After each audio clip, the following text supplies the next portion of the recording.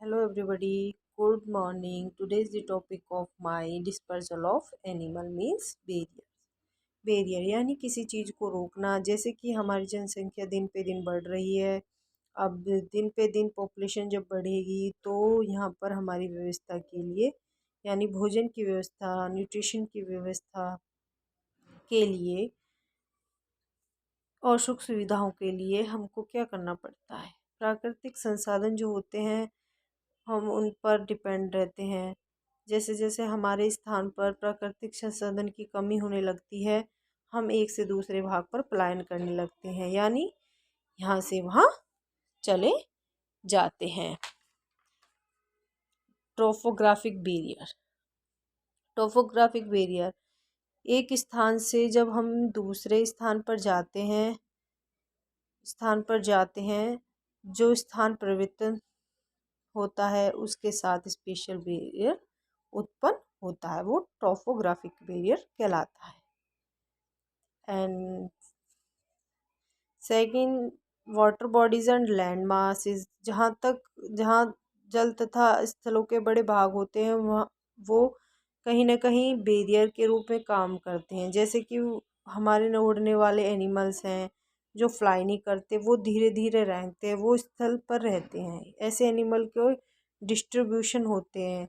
जलीय भाग मुख्य रूप से अवरोध उत्पन्न करते हैं, वो water bodies and land masses कहलाते हैं। And lack of salinity of sea water, जो हमारे समुद्री होते हैं उसके जो सॉल्टी फॉर्म होते हैं, तो स्पेशल रीजन कहीं ना कहीं दिखता है।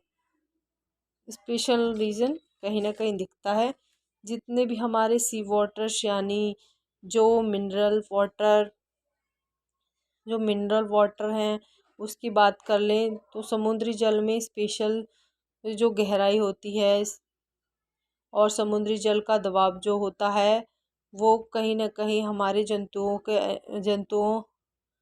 के एनिमल डिस्ट्रीब्यूशन में कहीं ना कहीं बैरियर की तरह काम करता है।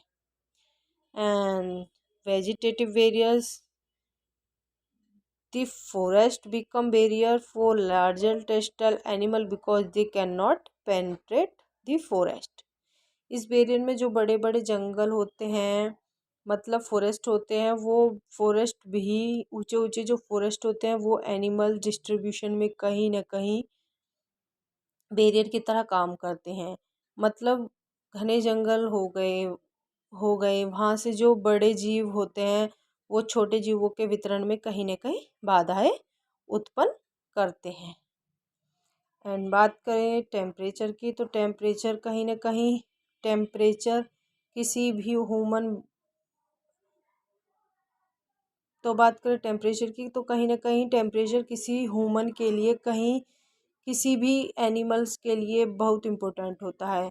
तो उनके एक फेरेबल टेम्परेचर मिल पाए, जैसे कि सर्दी में सारे एनिमल अपने आप को सरवाइव नहीं कर पाएंगे, तो यहाँ पर क्या होता है कि ये भी और टेम्परेचर भी बैरियर की तरह काम करते हैं। एंड हर एंड नेक्स्ट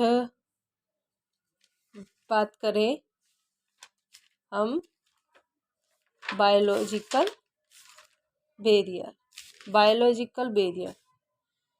जो विशेष प्रकार के जीव होते हैं वो भोजन के बिना नहीं रह सकते। जब वो भोजन के बिना नहीं रह सकते तो उनके अनुकूल परिस्थितियों में कुछ टाइम तक रहते हैं, लेकिन कुछ समय बाद वो धीरे धीरे अपनी पोजीशंस को, अपनी पूरी बॉडी को जीवित नहीं रख पाएंगे। क्योंकि रीज़न ये होता है कि जब हम भोजन देना बंद कर दे तो वो मर जाएंगे।